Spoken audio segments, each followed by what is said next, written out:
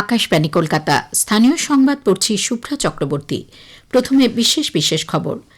SIR নিয়ে মুখ্য নির্বাচন কমিশনারকে মুখ্যমন্ত্রী মমতা ব্যানার্জির লেখা চিঠিকে ভিত্তিহীন বলে দাবি করেছেন বিরোধী দলনেতা শুভেন্দু অধিকারী। এসআইআর এর তদারকিতে আরও 4 জন রোল অবজারভার নিয়োগ করেছে নির্বাচন কমিশন। রাজ্যের মুখ্যমন্ত্রী মমতা ব্যানার্জি উদ্দেশ্যপ্রণোদিতভাবে বিরোধী দলনেতা শুভেন্দু অধিকারীর উপর আক্রমণ করিয়েছেন বলে কেন্দ্রীয় প্রতিমন্ত্রী সুকান্ত মজুমদার অভিযোগ করেছেন। গঙ্গাসাগর মেলায় আজ থেকে শুরু হয়েছে নানা ধর্মীয় ও আধ্যাত্মিক অনুষ্ঠান। আজ সন্ধ্যায় শুরু হবে 3 দিনব্যাপী রঙিন বর্ণাঢ্য সাগর আরতি। বাতাসে জলীয় বাষ্প বেশি থাকায় দক্ষিণবঙ্গের উপকূলীয় জেলাগুলিতে সর্বনিম্ন তাপমাত্রা আজ কিছুটা বেড়েছে, তবে আগামীকাল থেকে তাপমাত্রা পারদ আবার নামবে বলে আবহাওয়া দপ্তর জানিয়েছে। বাংলা মেয়েদের অনূর্ধ্ব 15 একদিনের ক্রিকেটের কোয়ার্টার ফাইনালে পৌঁছেছে। আসছে বিস্তারিত খবরে। এসআইআর নিয়ে মুখ্য নির্বাচন কমিশনারকে লেখা মুখ্যমন্ত্রী মমতা ব্যানার্জির চিঠিকে ভিত্তিহীন বলে দাবি করেছেন বিরোধী দলনেতা শুভেন্দু অধিকারী। মুখ্য নির্বাচন কমিশনারকে পাল্টা চিঠি দিয়ে তিনি অভিযোগ করেন, 10ই জানুয়ারি মুখ্যমন্ত্রী ভোটার তালিকায় বিশেষ নিবিড় সংশোধন নিয়ে যে চিঠি দিয়েছেন তা অপ্রয়োজনীয় এবং অতিরঞ্জিত। তিনি বলেন, মুখ্যমন্ত্রী যে দাবিগুলি করেছেন তা এসআইআর প্রক্রিয়াকে ব্যাহত করার একটা মরিয়া প্রচেষ্টা ছাড়া আর কিছুই নয়। ভোটার তালিকায় ভুয়ো এন্ট্রি ও নকলের কারচুপি উন্মোচিত হয়েছে, তাই এই প্রক্রিয়াকে ক্ষতিগ্রস্ত করতে মুখ্যমন্ত্রী এই ধরনের পদ্ধতির আশ্রয় নিয়েছেন। এদিকে পশ্চিমবঙ্গের ভোটার তালিকার বিশেষ নিবিড় সংশোধনী তদারকির জন্য আরও 4 জন বিশেষ রোল অবজারভার নিয়োগ করেছে নির্বাচন কমিশন গতকাল প্রতিবেশী রাজ্য ও দিল্লিতে কেন্দ্রীয় সরকারের বিভিন্ন দপ্তরে কর্মরত আইএএস আধিকারিককে পশ্চিমবঙ্গে বিশেষ রোল অবজারভার হিসেবে দায়িত্ব দেওয়ার কথা জানিয়েছে। এরা হলেন যুব বিষয়ক ও ক্রীড়া মন্ত্রকের ডিরেক্টর সন্দীপ রেওয়াজি রাঠোর, ত্রিপুরা জনগণনা অধিকর্তা রতন বিশ্বাস, জাতীয় স্বাস্থ্য কর্তৃপক্ষের ডেপুটি সেক্রেটারি ডক্টর শৈলেশ ও সামাজিক ন্যায় ও ক্ষমতায়ন মন্ত্রকের ডিরেক্টর বিকাশ সিং। এসআইআর প্রক্রিয়ায় যুক্ত মাইক্রো অবজারভারদের একাংশের বিরুদ্ধে কাজে গাফিলতির অভিযোগ ওঠায় নির্বাচন কমিশন ফের একবার কঠোর বার্তা দিয়েছে। রাজ্যের মুখ্য নির্বাচনী আধিকারিকের দপ্তরে জারি করা নির্দেশিকায় বলা হয়েছে, দায়িত্ব পালনে গাফিলতি কোনোভাবেই বরদাস্ত করা হবে না। কর্তব্যে অবহেলা প্রমাণিত হলে শাস্তিমূলক ব্যবস্থা নেওয়া হবে। নির্বাচন কমিশনের নির্দেশ অনুযায়ী মাইক্রো অবজারভারদের মূল দায়িত্ব হল এনুমারেশন ফর্মে ডিজিটাইজড এন্ট্রি যাচাই, ভোটার তালিকার সঙ্গে জন্ম মৃত্যু নথির তুলনা, যাদের নোটিশ পাঠানো হয়েছে তাদের জমা দেওয়া নথি পরীক্ষা, দাবি দেওয়া ও আপত্তির ক্ষেত্রে দাখিল হওয়া কাগজপত্র খতিয়ে দেখা এবং শুনানির সময় ইলেক্টরদের সঙ্গে ইআরও বা এইআরওর যৌথ ছবি তুলে তা নির্দিষ্ট সময় আপলোড করা। কিন্তু নির্বাচন কমিশনের পক্ষ থেকে রাজ্যের বিভিন্ন শুনানি কেন্দ্র পরিদর্শনে গিয়ে দেখা গেছে, বহু জায়গায় মাইক্রো অবজারভাররা নির্ধারিত দায়িত্ব ঠিকভাবে পালন করছেন না।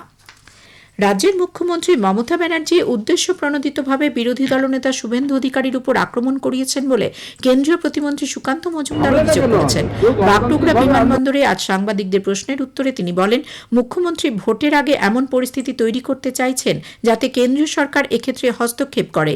এরপর বিষয়টি নিয়ে ইস্যু তৈরি করে মুখ্যমন্ত্রী মানুষের সহানুভূতি আদায়ের চেষ্টা করবেন এবং ভোটের বৈতরণী পার হবেন। হামলাটা কেন হবে? কেউ গণতান্ত্রিকভাবে আন্দোলন করলে আন্দোলন করুন।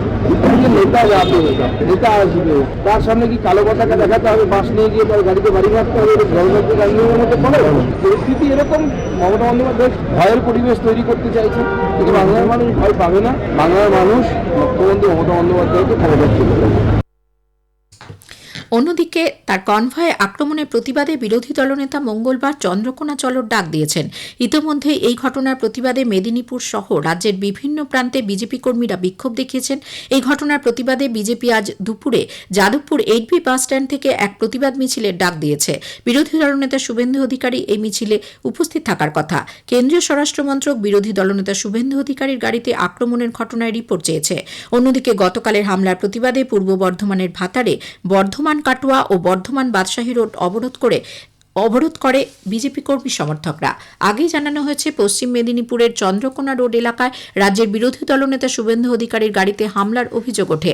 ঘটনার প্রতিবাদে এবং অভিযুক্তদের গ্রেপ্তারের দাবিতে তিনি গতকাল গড়বেতা থানা চন্দ্রকোনা বিট হাউস ফাঁড়িতে অবস্থান বিক্ষোভ শুরু করেন। রাত 11:30 পর্যন্ত চলে এই অবস্থান। পরে পুলিশ শুভেন্দুর অভিযোগের প্রেক্ষিতে এফআইআর গ্রহণ করে। বেআইনি কয়লা পাচার কাণ্ডের তদন্তে গত বৃহস্পতিবার কলকাতায় তল্লাশির সময় কি ঘটেছিল তা বিস্তারিত জানিয়ে কলকাতার এনফোর্সমেন্ট ডিরেক্টরেট দিল্লিতে সদর দপ্তরে রিপোর্ট জমা দিয়েছে। এই ঘটনায় প্রত্যক্ষদর্শী আধিকারিকদের বয়ান সহ কেন্দ্রীয় বাহিনী ও কলকাতা পুলিশের পাশাপাশি রাজ্য প্রশাসনের ভূমিকার কথা রিপোর্টে উল্লেখ করা হয়েছে বলে জানা গেছে। উল্লেখ্য, বেআইনি কয়লা পাচার মামলায় পশ্চিমবঙ্গ ও দিল্লির 10টি জায়গায় বৃহস্পতিবার ইডির তল্লাশি অভিযান চলে। এদিকে আইপ্যাকের কর্ণধারের বাড়িতে একজন রাজনৈতিক নেত্রী হিসেবে গিয়েছিলেন বলে মুখ্যমন্ত্রী যে দাবি করেছেন, বিজেপি তার সমালোচনা করেছে। দলের প্রাক্তন রাজ্য সভাপতি কেন্দ্রীয় মন্ত্রী সুকান্ত মজুমদার গতকাল সন্ধ্যায় সাংবাদিকদের প্রশ্নের উত্তরে বলেন, আইপ্যাকের কর্ণধার কোনো রাজনৈতিক দলের সদস্য নয়, তাই সেক্ষেত্রে মুখ্যমন্ত্রী রাজনৈতিক দলের নেত্রী হিসেবে কেন গিয়েছিলেন সে বিষয়ে প্রশ্ন তোলেন তিনি। স্থানীয় সংবাদ শুনছেন আকাশবাণী কলকাতা কেন্দ্র থেকে। আমাদের সংবাদ শোনা যাবে ইউটিউব চ্যানেল আকাশবাণী সংবাদ বাংলা, ফেসবুক ও ইনস্টাগ্রাম আকাশবাণী সংবাদ কলকাতা এবং এক্স হ্যান্ডেল AIR নিউজ কলকাতাতে। শীতের প্রকোপ উপেক্ষা করে ভোর থেকে গঙ্গাসাগর মেলায় আজ শুরু হয়েছে নানা ধর্মীয় আধ্যাত্মিক অনুষ্ঠান। সাগরতট এলাকায় আয়োজিত সাগর প্রবচনে ধর্মীয় গুরুরা মানব জীবনে ধর্ম, নৈতিকতা ও সম্প্রীতির মূল বার্তা তুলে ধরেছেন। ভোরের কুয়াশা আর কনকনে ঠান্ডার মধ্যেও সেই প্রবচন শুনতে ভিড় জমাচ্ছেন অসংখ্য ভক্ত। কয়েকশো ভক্ত একসঙ্গে পুরো মেলা পরিক্রমা করছেন, যাদের মধ্যে বিদেশি ভক্তদের উপস্থিতিও নজর কাড়ছে। প্রতি বছরের মতো এবছরও মকর সংক্রান্তি উপলক্ষে গঙ্গাসাগর মেলায় ইস্কন গঙ্গাসাগর শাখার উদ্যোগে তীর্থযাত্রীদের জন্য বিশেষ প্রসাদ বিতরণ শিবিরের আয়োজন করা হয়েছে। গঙ্গাসাগর মেলার 5 নম্বর রাস্তায় হেলিপ্যাড ও K2 বাসস্ট্যান্ডে এই শিবির হয়েছে। এবছর প্রসাদ বিতরণ শিবির 21 বছরে পদার্পণ করল। আজ সকাল 6টায় হরিনাম সংকীর্তন প্রভাত ফেরির মাধ্যমে কর্মসূচির সূচনা হয়। গতকাল আনুষ্ঠানিকভাবে মেলার উদ্বোধনের মধ্য দিয়ে মকর সংক্রান্তির মাহেন্দ্রক্ষণের কাউন্টডাউন শুরু হয়ে গিয়েছে। তারই সঙ্গে প্রতিদিন বাড়ছে পুণ্যার্থীর ভিড়। আজ রবিবার হওয়ায় সারাদিন ধরে আরও বেশি সংখ্যক পুণ্যার্থীর আগমন ঘটবে বলে আশাবাদী জেলা প্রশাসন। পুণ্যার্থীদের নিরাপত্তা ও সুষ্ঠু ব্যবস্থাপনার জন্য আঁটোসাঁটো নিরাপত্তা বলয়ে মুড়ে ফেলা হয়েছে গোটা সাগর মেলা এলাকা। আজ সন্ধ্যায় শুরু হবে রঙিন বর্ণাঢ্য সাগর আরতি, যা 3 দিন ধরে চলবে। সব মিলিয়ে পুণ্যভূমি গঙ্গাসাগর এখন মানুষের মিলন ও বিশ্বাসের এক মহান তীর্থক্ষেত্রে পরিণত হয়েছে। রাজ্যে শীতের আমেজ থাকলেও বাতাসে জলীয় বাষ্প বেশি থাকার কারণে দক্ষিণবঙ্গের উপকূলীয় জেলাগুলিতে আজ সর্বনিম্ন তাপমাত্রা গত কয়েকদিনের থেকে কিছুটা বেড়েছে। কলকাতায় আজ সর্বনিম্ন তাপমাত্রা রেকর্ড করা হয় 15 ডিগ্রি সেলসিয়াস, স্বাভাবিকের থেকে 1.2 ডিগ্রি বেশি। তবে আগামীকাল থেকে সর্বনিম্ন তাপমাত্রা আবার কিছুটা কমবে বলে জানিয়েছেন আলিপুর আবহাওয়া দপ্তরের বিজ্ঞানী ডক্টর সৌরিশ বন্দ্যোপাধ্যায়। সর্বনিম্ন তাপমাত্রাটা আজ সকালের দিকটায় বেশ খানিকটা বেড়ে গেছে, বিশেষ করে উপকূলের কাছাকাছি জেলাগুলো। কিছুটা মেঘলা থাকার কারণে এবং জলীয় বাষ্পের প্রবেশ বেশি থাকার কারণে সাময়িকভাবে তাপমাত্রাটা কিছুটা বেড়ে গেছে। তো আগামী দুদিনে আবার এই তাপমাত্রাটা কমে যেরকম চলছিল তার কাছাকাছি চলে আসবে। উত্তরবঙ্গে যে ঠান্ডাটা রয়েছে সেটাই কন্টিনিউ করবে। মুর্শিদাবাদের বহরমপুরে গোড়াবাজারে শ্মশানঘাটে তুচ্ছ বিবাদ থেকে মর্মান্তিক মৃত্যু হল। পুলিশ সূত্রে জানা গেছে, মৃত যুবকের নাম জয়ন্ত ঘোষ, বাড়ি ডোমকল থানার অন্তর্গত ডোমকলের পারদিয়ার গ্রামে। পরিবার সূত্রে জানা গেছে, জয়ন্ত ঘোষ তাঁর এক আত্মীয়ের শেষকৃত্য সম্পন্ন করতে শ্মশানঘাটে এসেছিলেন। সে সময় শ্মশানঘাটে উপস্থিত অন্য এক মৃতদেহের পরিবারের লোকজনের সঙ্গে একটি বিষয় নিয়ে বচসা শুরু হয়। এরপরই তা বিবাদের রূপ নেয়। অভিযোগ, বিবাদের মধ্যেই অপরপক্ষের এক ব্যক্তি আচমকা বাঁশ দিয়ে জয়ন্ত ঘোষের মাথায় আঘাত করে। গুরুতর আহত অবস্থায় তাকে দ্রুত মুর্শিদাবাদ মেডিকেল কলেজ ও হাসপাতালে নিয়ে যাওয়া হলে চিকিৎসকরা মৃত ঘোষণা করেন।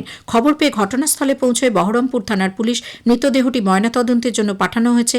ঘটনার তদন্ত শুরু হয়েছে। দক্ষিণ দিনাজপুর জেলার চকভিগু এলাকায় এক বিরল বন্যপ্রাণী ভামবেড়াল ঢুকে পড়ায় আতঙ্ক ছড়িয়েছে। 13 নম্বর ওয়ার্ডের এক বাসিন্দা শুক্রবার সন্ধ্যায় প্রথমে প্রাণীটিকে শেয়াল ভেবে উদ্ধার করেন। বন দপ্তর সূত্রে জানা গেছে, তীব্র ঠান্ডার কারণে জড়সড় হয়ে পড়েছিল বন্যপ্রাণীটি। খবর পেয়ে বন দপ্তর এবং উদ্ধারকারী সংস্থার সদস্যরা দ্রুত ঘটনাস্থলে পৌঁছে ভামবেড়ালটিকে উদ্ধার করে বালুরঘাট বন দপ্তরে নিয়ে যান। মুম্বাইয়ে সহকর্মীর হাতুড়ির ঘায়ে মৃত্যু হয়েছে মুর্শিদাবাদের রানীতলার আমডহরা পঞ্চায়েতের হাজীগঞ্জের পরিযায়ী শ্রমিক এক যুবকের। 32 বছর বয়সী রেন্টু শেখের খুনের ঘটনায় অভিযুক্তকে স্থানীয় পুলিশ গ্রেপ্তার করেছে বলে জানা গেছে। বাংলা মেয়েদের অনূর্ধ্ব 15 একদিনের ক্রিকেটের ফাইনালে উঠেছে। ত্রিবান্দ্রমে বাংলা গতকাল 8 উইকেটে তামিলনাড়ুকে হারিয়ে টানা 5 ম্যাচ জিতে নকআউট পর্বে পৌঁছয়। এলিট গ্রুপের শীর্ষে থেকে শেষ 8-এ উঠেছে বাংলা। শেষ করার আগে স্থানীয় সংবাদের কিছু অংশ আরও একবার। এসআইআর নিয়ে মুখ্য নির্বাচন কমিশনারকে মুখ্যমন্ত্রী মমতা ব্যানার্জির লেখা চিঠিকে ভিত্তিহীন বলে দাবি করেছেন বিরোধী দলনেতা শুভেন্দু অধিকারী। এসআইআর এর তদারকিতে আরও 4 জন রোল অবজারভার নিয়োগ করেছে নির্বাচন কমিশন। রাজ্যের মুখ্যমন্ত্রী মমতা ব্যানার্জি উদ্দেশ্য প্রণোদিতভাবে বিরোধী দলনেতা শুভেন্দু অধিকারীর উপর আক্রমণ করিয়েছেন বলে কেন্দ্রীয় প্রতিমন্ত্রী সুকান্ত মজুমদার অভিযোগ করেছেন। গঙ্গাসাগর মেলায় আজ থেকে শুরু হয়েছে নানা ধর্মীয় আধ্যাত্মিক অনুষ্ঠান। আজ সন্ধ্যায় শুরু হবে 3 দিনব্যাপী রঙিন বর্ণাঢ্য সাগর আরতি। স্থানীয় সংবাদ শেষ হলো। এর পরের খবর 5টা বেজে 10 মিনিটে।